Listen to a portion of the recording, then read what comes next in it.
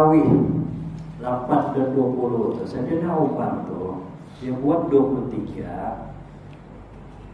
Dia sebenarnya kita kena paham bahwa dia ini khulafaur rasyidin yang dijamin oleh Rasulullah. Orang ini masuk surga, khulafaur rasyidin. Dia kata Rasulullah pernah bersabda yang bermaksud, kamu ikutilah sunnahku, sunnah Nabi dan juga sunnah khulafaur rasyidin. Ya. Jadi khulafaur rasyidin itu, jadi orang tanya, orang Arab ini dia paham bila khulafaur rasyidin ini siapa, bukan cara-cara orang. Dia tengok saja, Nabi tengok saja dia paham apa mau Nabi. Kita ini tidak jauh daripada paham, daripada apalagi pernah ikut bersama dengan Nabi. Jadi diorang ini hidup dari zaman jahiliyah sampai masuk Islam, sampai berjuang sampai Nabi wafat, dia sangat paham wahyu itu turun macam mana. Sampai berkenaan dengan Sayyidina Umar ini dia bukan orang cara-cara, bukan macam sahabat-sahabat yang lain. Ya, sahabat Rasul yang khulafaur rasyidin ini ada keistimewaan dia. Macam Sayyidina Abu Bakar, dia ini digelar As-Siddiq, datang saja dia yang beriman. Kemudian Khalifah Umar ini dia bukan sembarangan, satu-satunya khalifah yang dimakamkan di sebelah makam Nabi. Ya, ingat senang-senang kan? Padahal itu tempat di sebelah kanan itu Sayyidina Abu Bakar, di tengah itu Nabi Muhammad, di sebelah kiri itu Sayyidina Umar. Itu waktu Sayyidina Umar sakit, dia rasa tidak boleh hidup lah sudah. Pas dia kena tikam. Untuk makluman, khalifah-khalifah Rasyidin ini mati dibunuh, ditikam. Sayyidina Umar, Sayyidina Utsman, dan Sayyidina Ali. Nah, itu sejarah hidup dia. Jadi waktu dia tenat sudah rasanya tidak boleh sudah ni, aku mau mati. Sayyidina Umar tu tanya, minta tolong, dia bilang Abdullah bin Umar anaknya yang sulung tu, kau pergi jumpa Aisyah, si istri Nabi. Aku mohon minta izin, aku mau dimakamkan di sebelah kiri Rasulullah. Aisyah kata itu tempat yang dikhususkan untuk saya oleh Nabi. Balik Abdullah bin Umar dikasih tahu bapaknya, Aisyah tidak bagi, pasal dia bilangnya itu memang dikhususkan untuk Aisyah oleh Nabi. Jadi apa kita ambil pelajaran sini, kalau main kubur ini jangan sembarangan. Karena kubur di tempat yang betul-betul hak kita. Hak kuburan orang muslim ialah yang diizinkan, tanah perkuburan yang diizinkan atau diwakafkan, atau tanah perkuburan keluarga yang memang dikhaskan untuk keluarga itu. Tidak boleh main masuk-masuk suka-suka, karena minta izin. Pasal kau mau duduk sana sampai hari kiamat, bukan sembarangan. Jadi karena minta izin. Bosku, ini Umar dia sedikit mau juga minta dimakamkan di situ. Ya, dia bilang kepada anak dia Abdullah bin Umar, kau balik lagi jumpa Aisyah. Aku mau sangat mati dengan duduk dengan Rasulullah.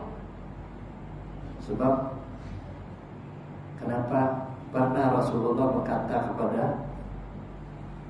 Umar dan juga para sahabat, kalau dia kata ada lagi Nabi akhir zaman selain saya lantik tu Umar tu jadi Nabi. Dan ini orang bukan jarang-jarang, dia paham agama macam Nabi paham. Pasal wahyu tu datang Jibril menyampaikan begitu, dia paham macam mana Nabi paham. So itu kata Nabi, kalau boleh ada lagi Rasul selepas saya, Umar tu lah dia orang. Jadi Aisyah teringat itu. Aisyah teringat itu. Jadi dia kata okey, kalau begitulah kehendaknya Sayyidina Umar, saya izinkan dia dimakamkan nanti di situ. biarlah saya pindah di Makam Baqi. Aisyah di Makam Baqi itulah sebelah Masjid Nabawi itu lah bagian di haji kan, taruh Makam Baqi. Aisyah tidak di sisi Rasulullah, padahal itu dia punya tempat kan. Nah, begitu mulianya Sayyidina Umar. Jadi sebab itu tadi hadis itu jangan petikai soal ini lebih afdal 8 rakaat, ini tidak afdal pasal ini Umar yang buat, jangan. Ini ulama lebih daripada ulama, dia sahabat Rasul yang dijanjikan masuk surga dan pernah dinyatakan seperti itu, dan dia diletak di sebelah kiri makam Rasul, yang bukan sembarangan orang. Okay. Jadi dua-dua itu ialah sunnah yang boleh kita ikut. Boleh mau ambil 8 rakaat, boleh tutup kipas saja. Boleh ambil 20 rakaat, campur witir 23. Okay. Nanti ada masalah. Jadi pilihlah mana yang kamu rasa suka. Dua-dua itu ada yang punya fadilat dan kelebihan. Yang penting dia mulai. Oke, jadi kalau mau buat 8 pun karena sifat sholatnya itu jangan pula pukul 8:30 sudah habis sholat tarawih. Kalau boleh panjangkan bacaan tuh, kalau boleh janganlah ambil ayat tuh qul tuh balik-balik kan. Sudah tuh 8 qul lagi balik-balik. Cari ayat lain kan. Banyak tuh ayat apa tuh. Ya, nanti dia ketika indah dia bilang dalam kitab lalu nih begini dia punya susunan. Ia kena paham. Ini yang buat ini ulama Melayu. Dia paham orang Melayu ini dapat indah hafal ayat. Dia kasih buat kemudahan begitu. Ya, nanti dia suruh membaca 20 ayat. Nanti dia bilang kalau udah buat nanti satu tempat tu udah buat sembahyang tarawih. Pasal apa? Orang-orangnya dah hafal 20 ayat. Itu pasal dia bagi Allah balik-balik tu. Jadi kita janganlah pula buat begitu kan. Belajarlah hafal 20 ayat untuk 8 rakaat. Jadi ayat-ayat apa itu baca yang itu. Saya tidak suka itu. Kalau orang itu sudah 8 rakaat.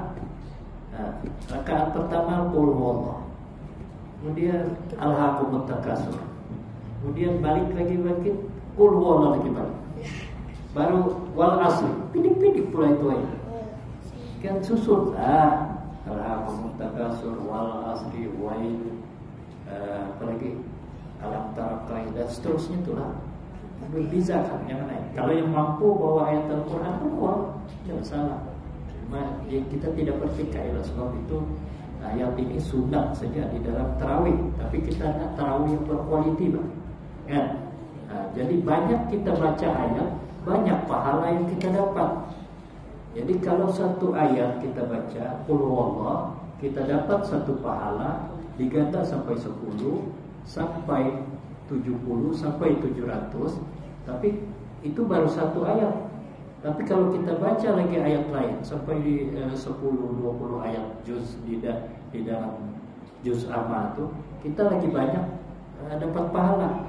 Kalau banding tadi ini katalah 8 rakaat, 4 sudah itu kita baca qul huwallah, 4 lagi ayat lain.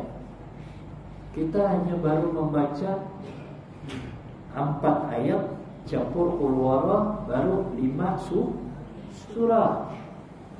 Tapi kalau kita baca tadi ini surah juz amma itu sampai 8, maknanya kita membaca 8 surah. Jadi pahalanya itu lebih besar.